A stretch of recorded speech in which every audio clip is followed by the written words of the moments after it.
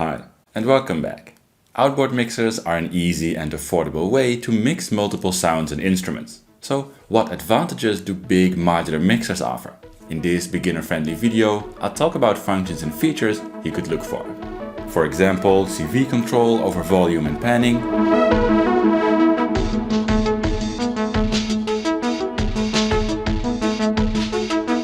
pre- and post-fader effects and CV-controlled effect sense,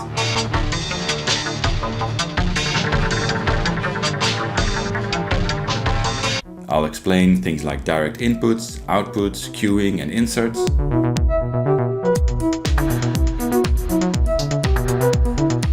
and share thoughts about expanding, flexibility, EQ and more.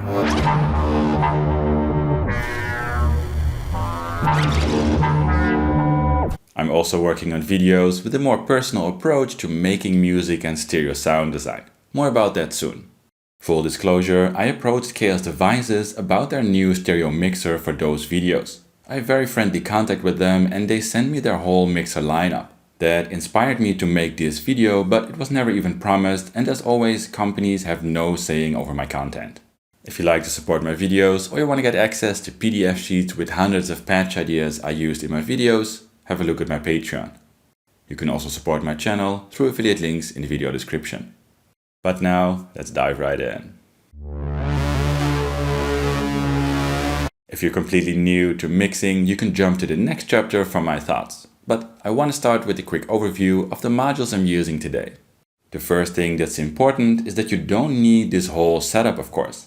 Modules like Praga or Ostrawa can be used as completely independent and self-contained mixers. They could be the start of a large setup, but are possibly all you ever need in a compact case.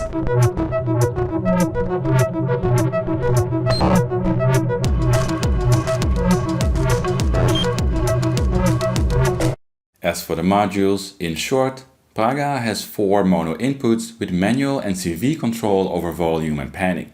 It has manual clickless mutes, 2 mono aux sends and 2 stereo returns. It has individual outputs for all 4 channels. This is after volume control, but before panning. And of course, there's a stereo output. Hrad is an expander to Praga. It's connected to the module via a ribbon cable on the back and adds some features to it. Those are CV control over aux sends, insert points for aux sends, attenuators for the stereo returns, a master volume control, a headphone output with cue input, and gate inputs for the mutes.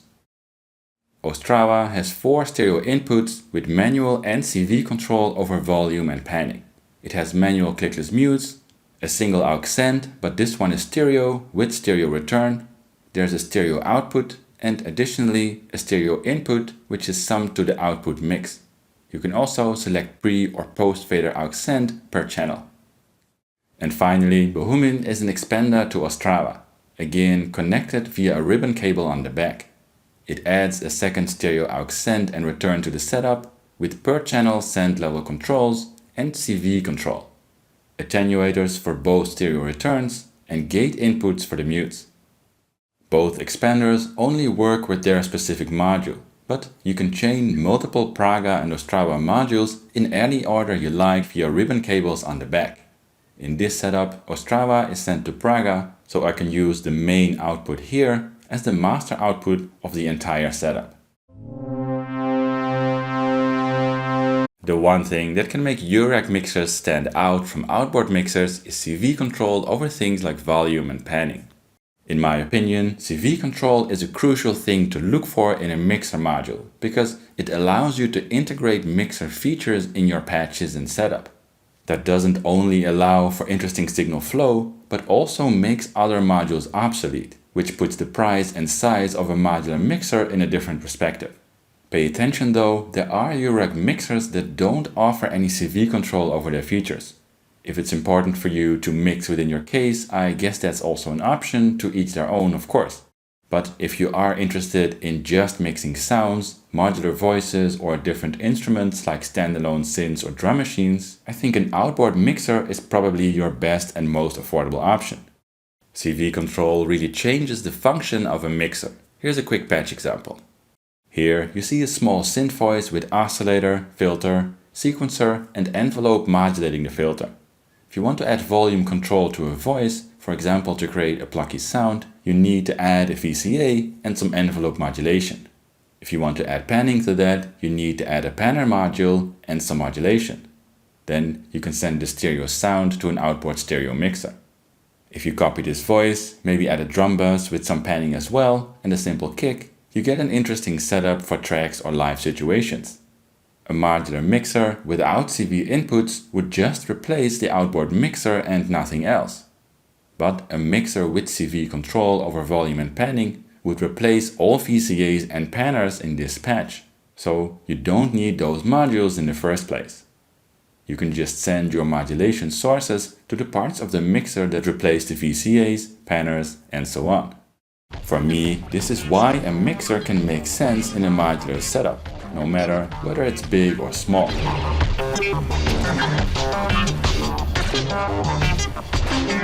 The value increases even more if a mixer offers CV control over other things like mutes and effect sends. Volume and panning control are basic concepts, but within the modular there's always more to say and do.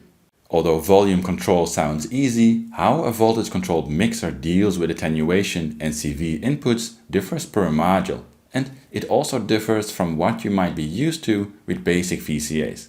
Praga is perfect to explain this. First off, when you just send an audio signal to an input, the volume knob controls the level, of course. When you plug a modulation source like an envelope into the CV input, the VCA closes.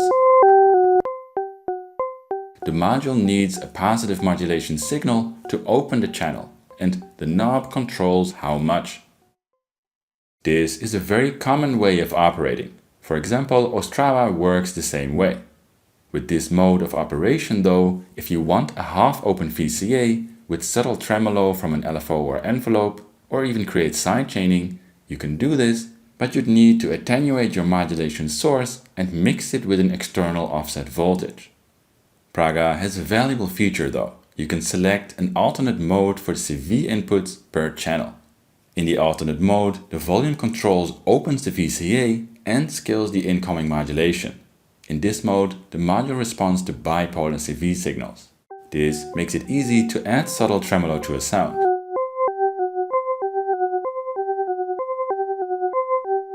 Or, for example, use an inverted envelope for sidechaining.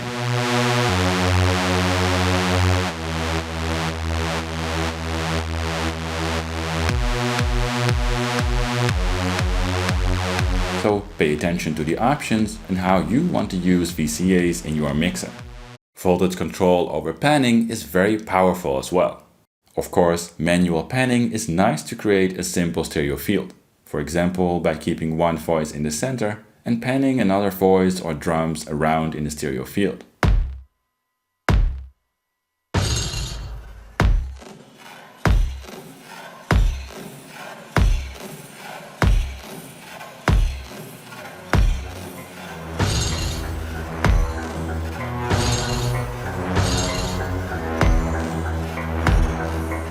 But having CV control over panning opens a lot of options.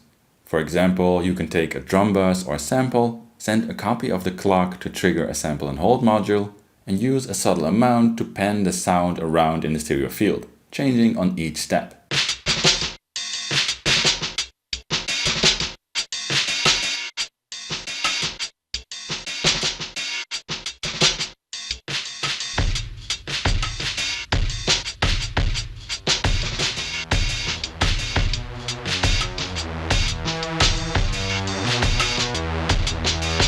If you have two voices, you can modulate the pan of one of them with a regular LFO and the other with an inverted copy of that to swing the voices around the stereo field in opposite ways.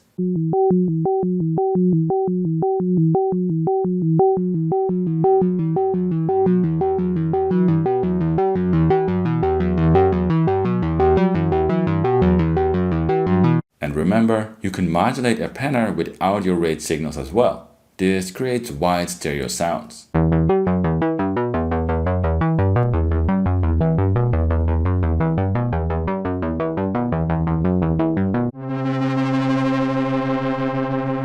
When it comes to effect sense, there are a couple of things to keep in mind.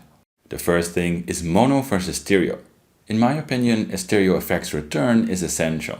You want to be able to use things like a stereo reverb or stereo ping-pong delay, regardless of whether you're using those effects on a mono or stereo sound.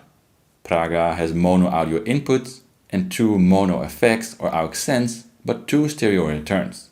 If you're wondering, the single control knob used for this sends no signal to the effects in the middle, and from there you can either send it into aux A or aux B. A mono setup allows you to send a mix of mono signals into an effect module and return the stereo signal back to the mix. For this, you want an effects module that has a full wet output, so sending a signal to the effects doesn't increase the volume of the dry sound.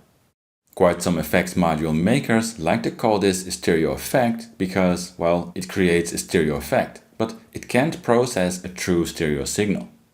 To get that going, you need something like on Ostrawa. This module offers stereo audio inputs, a stereo effect send, and of course a stereo return. This lets you send a stereo mix into an effect, if it has stereo inputs of course, and then route the wet stereo effect back into the mixer. Pay attention though, some effects actually sum an incoming stereo signal internally to a mono signal before applying the effect. A true stereo effects module processes both audio signals separately. If this is important to you, make sure to check the specs of the effects module you're interested in.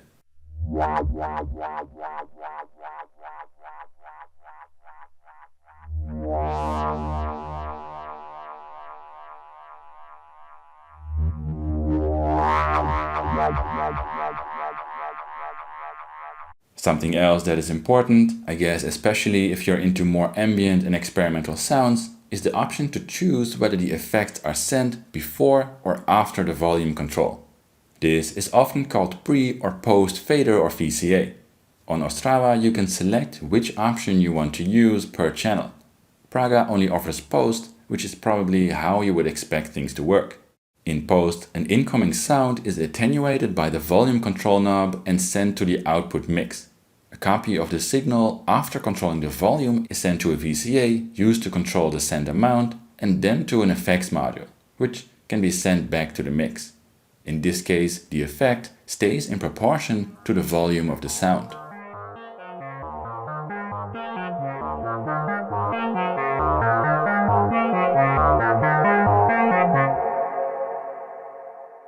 Pre or before the volume control is another option.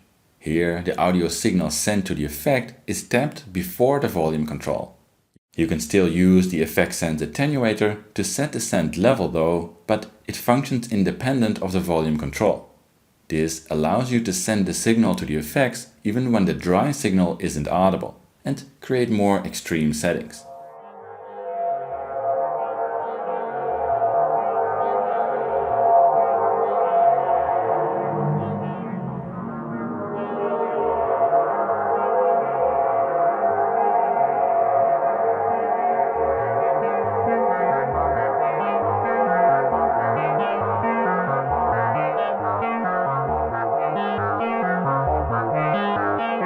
Having modular effect sense makes it easy to incorporate modular effects in your patches, and having CV control over the send level adds to the possibilities. Here's a quick example though, with 4 chained envelopes controlling the 4 effect send levels.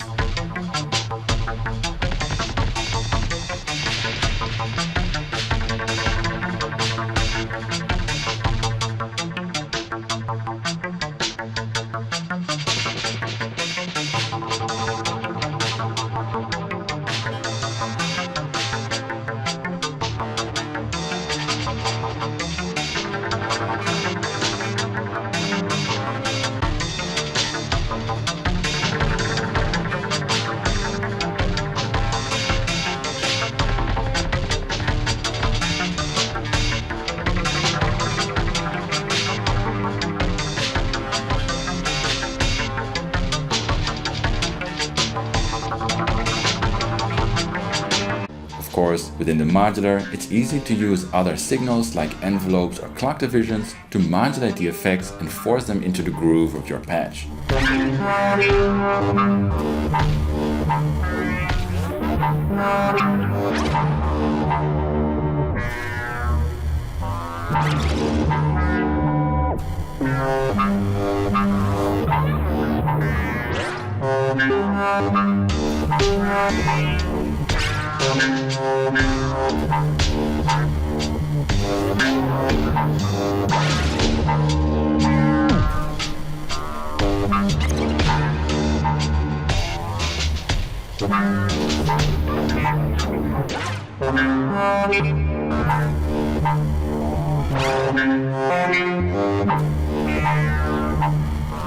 Consider whether separate effect sends are crucial for you, or if you can get away with the 2-in-1 control.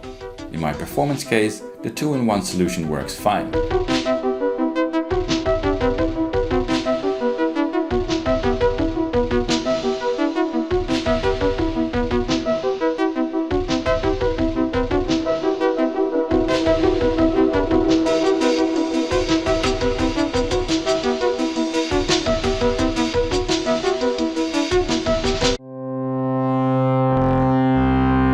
Besides the main in and outputs, some mixers offer additional options.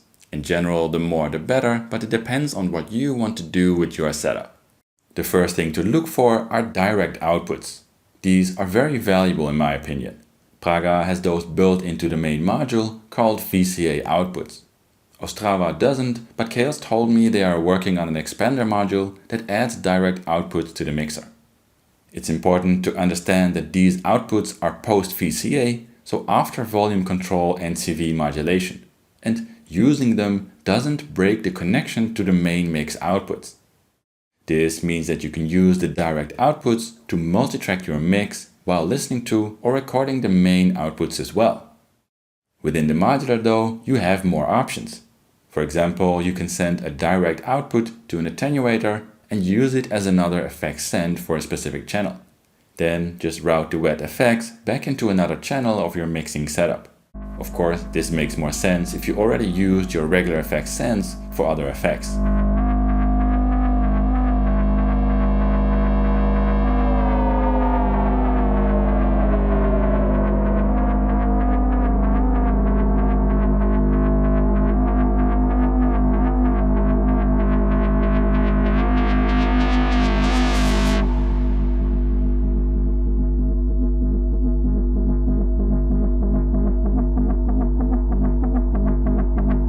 Inserts are slightly more complicated.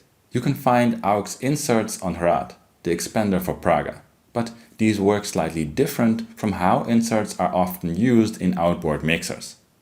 On those, inserts should be used with stereo cables, which allows you to take a mono signal away, process it and loop it back through a single jack. Or in other words, insert something into your audio path. The AUX inserts here are simple mono jack inputs that override the normal input similar to the direct VCA outs. So to create the same effect, you can patch a VCA output, for example to a bandpass filter, and then back into the effects chain via the AUX insert.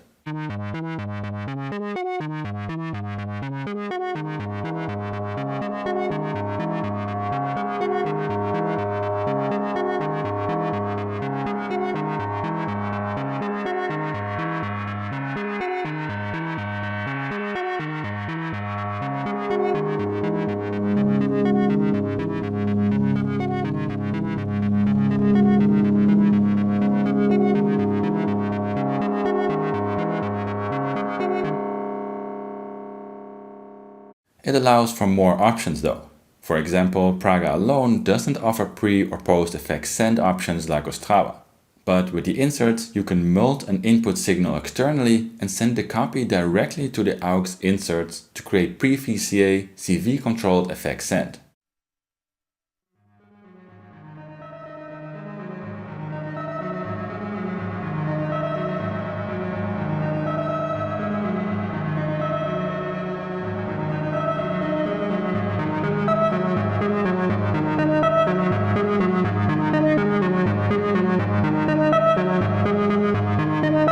Direct inputs are more simple, but still very valuable. Ostrawa offers this for a stereo pair via regular input jacks on the front of the module. This makes it very easy to add more sounds to the mix. For example, when you use a direct output as another effect send like we just did, you can route that signal back into the module through the direct inputs. Of course, you can also patch the outputs of another mixer to the direct inputs and use your mixer module as a master output of a larger setup. Here I'm using Xaoc. Xaoc is a compact stereo mixer, which would be great to add more stereo sounds or create a stereo drum bus, for example, and route that back into the main mix.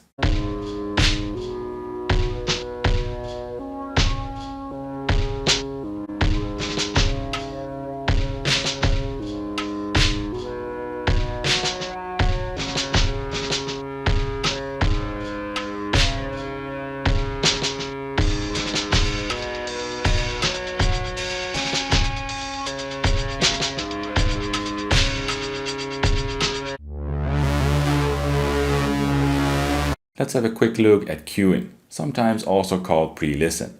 This might be a very valuable feature for you, especially if you're performing live. So let's say you used all your mixing powers to create a nice stereo mix. That mix is sent to your main outputs. On Hrad there is a volume control for the master stereo output as well as level meters. A copy of that signal is sent to a headphone output as well. The headphone output has a separate volume control. This allows you to send your main outputs to a PA system or recording interface while you listen to your mix on a custom level through your headphones. Here's where things get interesting though. The Q input is an additional audio input that is mixed in only with the headphone output.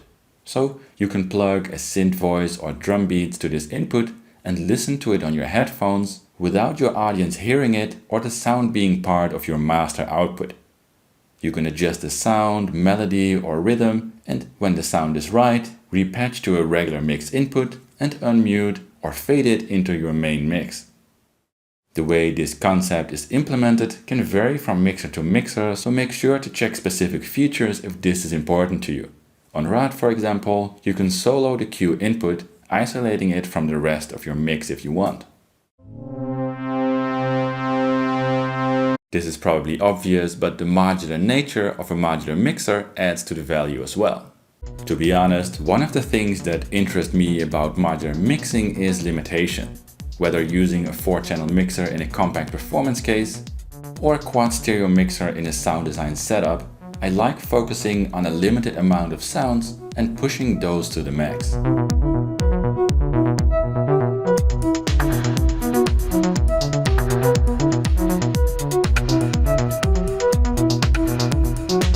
But of course, an advantage of a modular mixer setup is that it can be expanded without exchanging gear or your workflow. You can start small with just a single mixer and over time use direct inputs like the ones on Ostrawa to add your own submix, or add more effect sends or other features with expanders. With the system from Chaos, you can even simply add more mixers and channels to the setup by chaining them via ribbon cables on the back and expand as you like. Of course, another beauty of modular mixers is that you can reconfigure them on the go, as I have been doing in this video. I will sometimes use this big setup as a master desk, but I can also use Praga for performances in my modular case, and use Ostrawa in my studio setup. I can link them via external patch cables or reconfigure as things evolve. These modules will stay with me for a long time to come, even though their setup might change. I talked a lot about what a modular mixer can add, but in most cases there's one obvious thing missing, and that's the EQ controls. Most outboard mixers offer a simple 3-band EQ on each channel, allowing you to cut or boost 3 set frequencies with a fixed bandwidth. This has a lot of value, especially when you are mixing multiple things or instruments, like guitars, vocals, drums, and so on.